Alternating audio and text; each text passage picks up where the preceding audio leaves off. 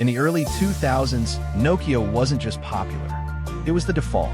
Everyone and their mothers had a Nokia 3310.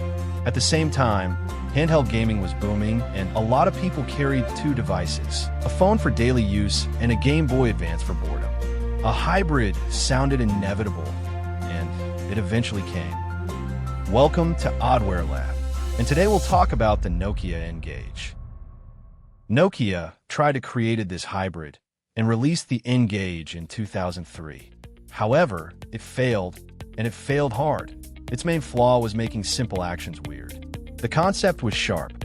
It could be described as one pocket, one device, multiple functions, much like a smartphone of today.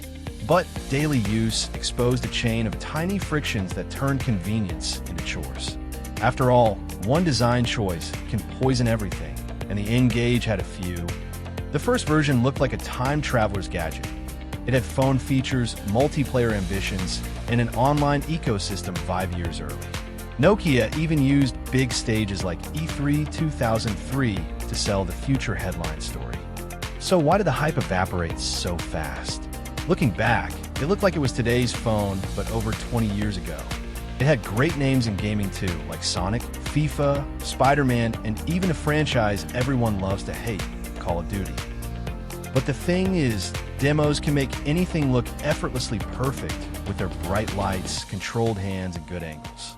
But the N-Gage didn't live on a stage, it lived in pockets. And the first time it had to do the most basic phone job, a call, it made everyone think, wait, why?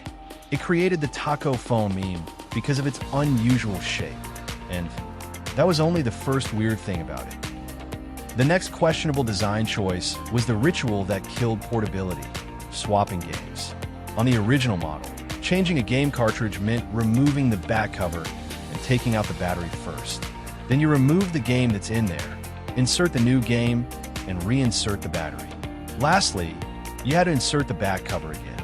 After that, you still had to wait for the very slow booting process.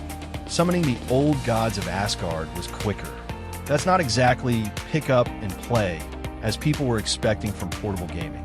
The controls added another layer of friction, because the layout was built around a phone first. A numeric keypad can work, but it forces weird compromises, like cramped inputs and awkward hand positions.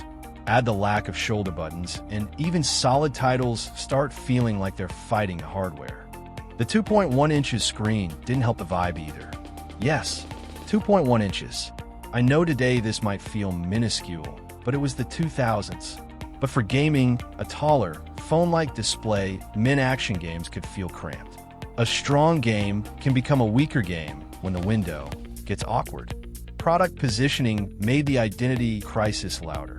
It was marketed like a console to gamers, but sold like a phone through phone channels in many places. People were asking what it was exactly. Confusion is expensive because nobody knew why they should buy it.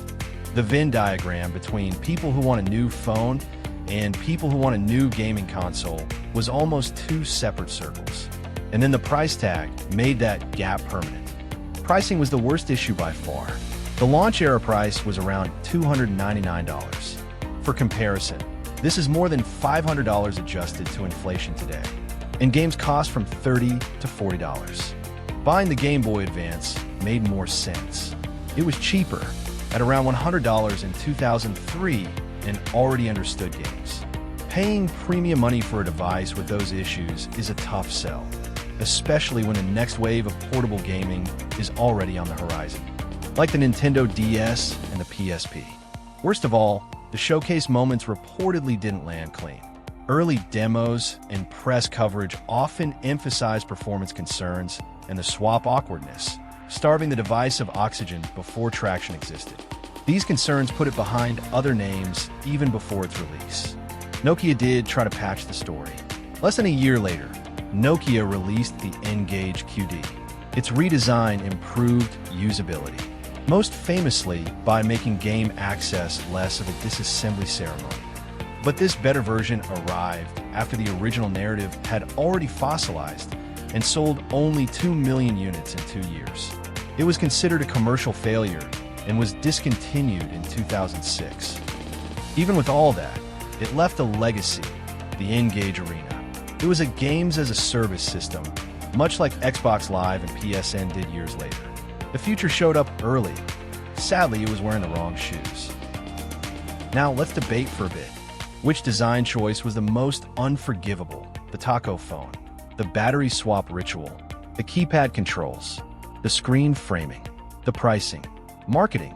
Drop your verdict and name another gadget that seemed to be ahead of its time, but collapsed on usability. If you want to stay tuned for more devices and technologies that are very odd, make sure to subscribe and turn on notifications. I hope we had chemistry on this Oddware Lab. See you in the next video.